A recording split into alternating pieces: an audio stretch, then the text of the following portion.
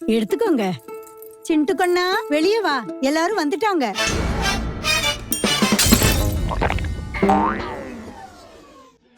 Chintu lemon and spoon ரேஸ்ல கூட முதல்ல வந்தான். கண்ணு, உனக்கு ஸ்போர்ட்ஸ்னா பிடிக்குமா?